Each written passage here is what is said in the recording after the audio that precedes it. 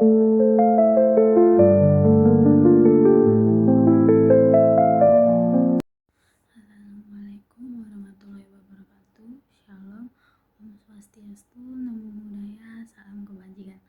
Selamat sore semuanya. Kepada Ibu dosen pengampu mata kuliah sejarah Tata Rias, di sini saya dan teman-teman saya akan mempresentasikan melalui video yang kami buat secara virtual atau di rumah masing-masing.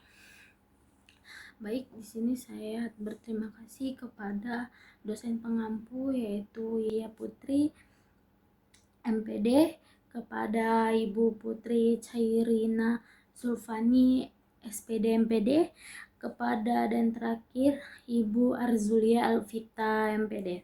Baik, terima kasih kepada Ibu telah menonton video rekaman kami. Baik, di sini saya sebagai moderator yaitu nama Frita Laura yang NIM-nya 5243344011 dan teman-teman saya sekalian. Baik, di sini kami akan mempresentasikan hasil diskusi kami yaitu sejarah Tata Rias. Itu akan dipresentasikan pada teman saya yang bernama Dimas Hite. Perkenalkan, nama saya Dimas Hite, NIM 52433444004. Saya di sini sebagai pemateri 1. Yang pertama adalah latar belakang. Sebagai salah satu suku terbesar di Indonesia, Minangkabau memiliki tradisi yang kaya dan beragam, termasuk Tata Rias, yang merupakan bagian penting dari budaya masyarakat. Budaya Minangkabau berasal dari Sumatera Barat, Indonesia, dan merupakan salah satu suku terbesar di negara itu. Masyarakat ini telah mengembangkan berbagai kebiasaan dan ritual kecantikan yang berguna untuk memenuhi kebutuhan sehari-hari mereka. Lalu berikutnya ialah tradisi adat Minang. Yang pertama ada meresek. Meresek prosesi pertama dalam rangkaian pernikahan dalam adat Minangkabau. Ialah dengan adanya pertemuan awal pihak keluarga laki-laki dan keluarga perempuan. Prosesi ini dinamakan meresek karena pihak keluarga perempuan mengunjungi pihak keluarga laki-laki. Tujuannya adalah memperkenalkan diri dan menyampaikan maksud agar kedua pihak dapat disatukan dalam naungan pernikahan. Lazimnya, pada tahapan ini, pihak keluarga yang datang membawa buah tangan beberapa kue-kue atau buah-buahan. Prosesi ini ada juga yang menyebutnya dengan Manipiak Bandua. Lalu yang kedua ialah Maminang dan Batimbang Tando. Acara ini di mana pihak laki-laki mengunjungi pihak perempuan untuk meminang mereka, untuk menjadi anggota keluarga mereka. Sementara itu, Betimbang Tando juga dikenal sebagai Batuka Tando.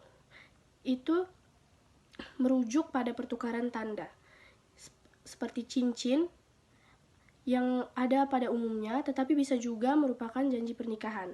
Pada titik ini, tanggal pernikahan juga dapat diputuskan atau ditunda untuk memberi pihak keluarga waktu untuk memikirkan salah satu mereka membuat keputusan. Lalu berikutnya ialah Mahanta Sisiria. Urutan dalam pernikahan Minang selanjutnya adalah Mahanta Sisiria. Proses Mahanta Sisiria sendiri adalah proses di mana kedua calon mempelai memohon doa dan restu kepada keluarga. Pihak keluarga di sini meliputi kakek nenek, ibu bapak, kakak yang sudah menikah, om, tante, dan keluarga lain mereka sepukan. Lalu berikutnya ialah Babako Babaki. Prosesi yang dilewati oleh calon pengantin adat Minang dilakukan sehari sebelum akad nikah. Tujuannya diadakan acara ini adalah sebagai wujud kasih sayang Tujuan yang diadakannya acara ini adalah sebagai wujud kasih sayang sang ayah kepada anaknya. Sang ayah akan memberikan uang maupun barang sesuai dengan kemampuan. Selanjutnya ialah pada acara Babako Babaki, calon pengantin perempuan akan dijemput oleh ayahnya untuk berkunjung ke keluarga sang ayah. Niatnya di rumah keluarga sang ayah, calon pengantin akan disambut meriah oleh tetua. Tidak lama setelah kedatangannya, si calon pengantin lalu diberikan berbagai wejangan yang bermanfaat untuk kehidupan rumah tangga. Lalu selanjutnya ialah Malam Bainai. Malam Bainai adalah prosesi di mana daun pacar merah atau daun inai ditumbuk dan diletakkan kepada calon anak daro. Tradisi ini adalah cara para sesepuh keluarga mempelai wanita mengucapkan restu dan menunjukkan kasih sayang mereka. Selanjutnya ialah penyambutan di rumah anak daro.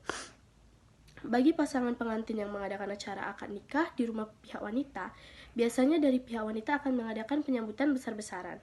Ketika pengantin laki-laki beserta keluarga sampai di rumah mereka, pihak pengantin wanita menyiapkan acara berupa penampilan musik tradisional yang berasal dari tabuhan, telempong, dan gendang tabui. Lalu sebelum pengantin masuk ke dalam rumah, dia akan disambut oleh barisan pemuda yang mengenakan pakaian silat yang membentuk sebuah barisan gelombang balik. Selain disambut oleh barisan gelombang balik, pihak pemuda juga menyambut dengan mengenakan pakaian adat Minang. Mereka bertugas sebagai pemberi sirih kepada pengantin laki-laki dan keluarganya. Lalu berikutnya adalah pasca pranikah. Tradisi pasca pranikah terakhir adalah tradisi setelah berbagai proses dilakukan dan kedua mempelai sudah resmi menjadi suami istri, mereka akan dilaksanakan tradisi lanjutan.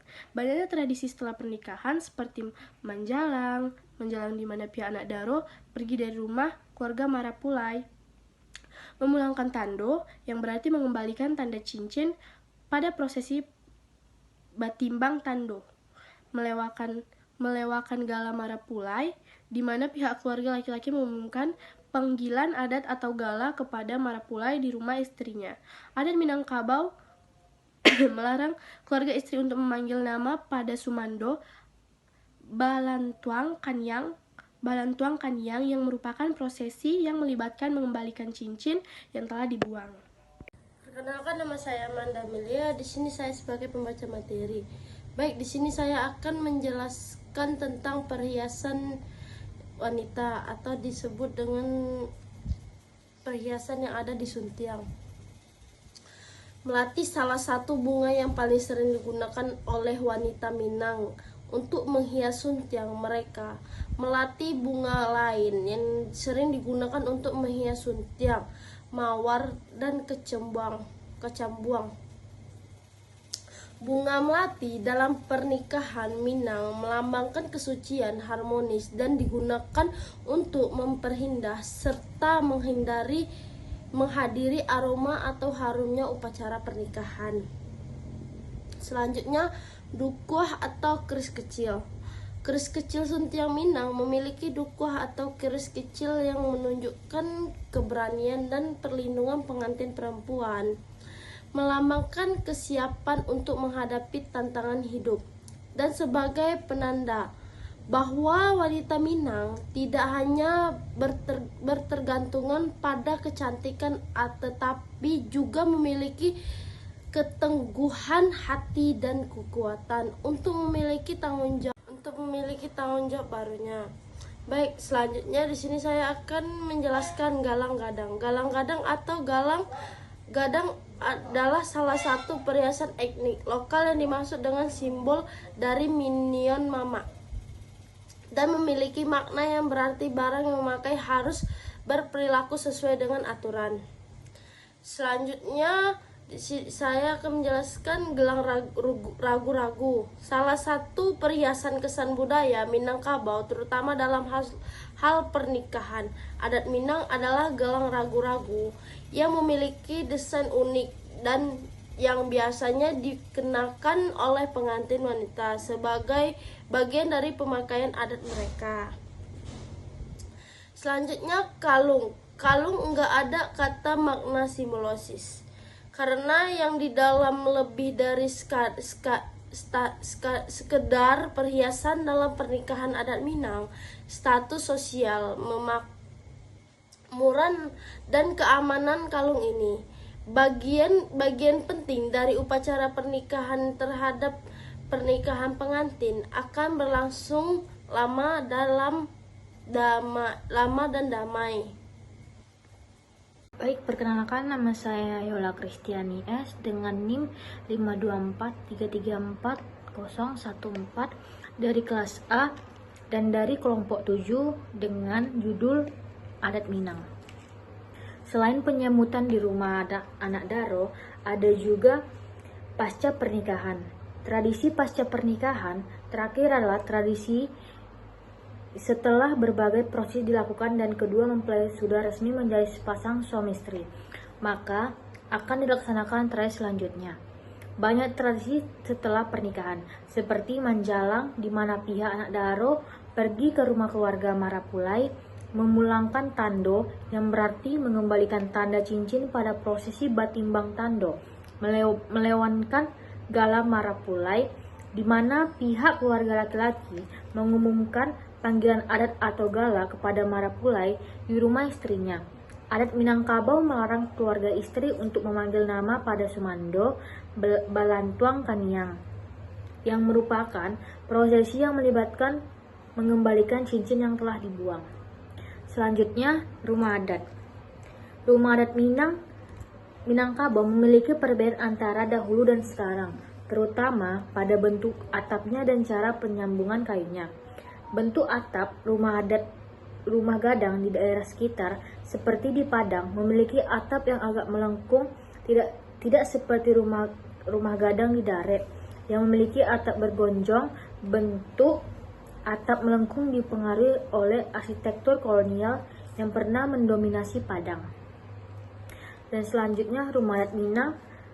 Cara penyambungan kayu. Rumah gadang dibangun tanpa menggunakan paku, melainkan menggunakan pasak kayu.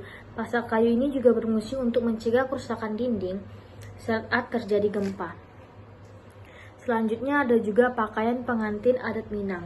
Pakaian pengantin adat Minang zaman dahulu yang datang ke Sumatera Barat seperti Melayu, India, dan Arab mengaruhi busana pengantin Padang Pariaman. Kombinasi ini menghasilkan busana dengan motif yang kaya, warna yang cerah, dan aksesoris yang indah. Warna merah dan emas. Warna merah biasanya dianggap sebagai simbol keberanian, kemuliaan, dan kegembiraan.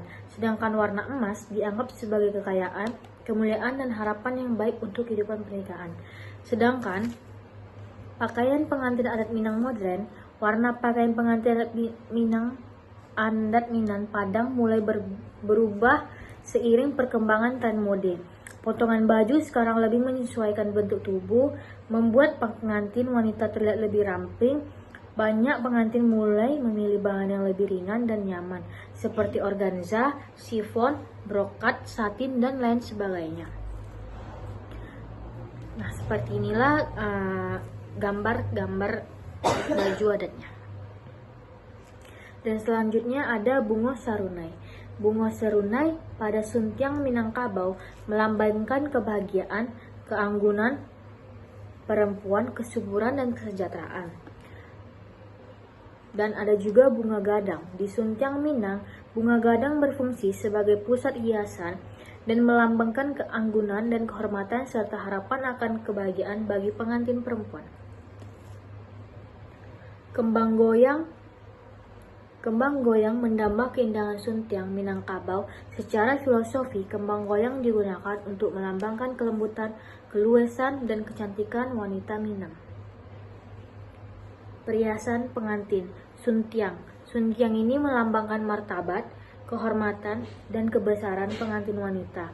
Bentuk dan ukuran suntiang yang besar menunjukkan status sosial dan kebesaran adat Minang keluarga pengantin. Yaitu dengan saya pemateri yang terakhir akan saya bacakan itu adalah gulamo, yaitu selendang atau pita.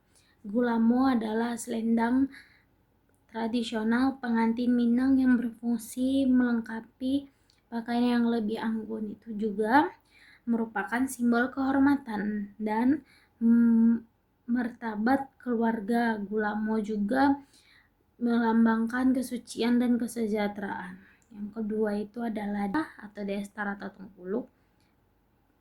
Ya, deta adalah penutupan yang digunakan pengantin pria Minang saat menikah.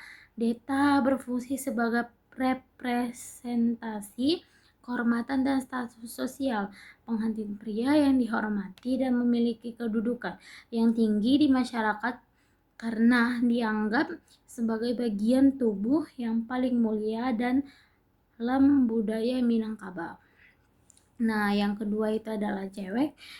Cewek itu adalah ikat pinggang songket. Nah, ikat pinggang songket adalah simbol kekuatan dan kesiapan pengantin pria untuk hidup bersama keluarga dalam budaya Minang. Nah, cewek itu yang terbuat dari kain songket yang dihiasi dengan motif unik yang melambangkan status sosial, kehormatan, dan kedudukan. Nah, yang keempat itu adalah keris. Dalam budaya Minangkabau, keris bukan hanya senjata tajam, tapi juga itu simbol yang memiliki banyak makna filosofi dalam budaya dan memiliki peran yang sangat penting dalam pernikahan adat Minang. Dalam konteks pernikahan, keris berfungsi sebagai simbol kekuatan dan keberanian pengantin pria. Nah, yang kelima itu adalah sandal atau slop songket. Dalam menikah, Minang pengantin laki-laki dan perempuan menggunakan sandal atau slop songket yang memiliki beberapa fungsi penting. Namun, peran dalam simbolnya disesuaikan dengan gender masing-masing. Cukup sekian presentasi dari kami. Presentasi yang usai begitu cepat, sama halnya dengan dia yang kisahnya singkat dan dengan melekat. Sekian dari kami. Assalamualaikum warahmatullahi wabarakatuh. Shalom, Om Swastiastu, Namo Buddhaya, salam kebajikan.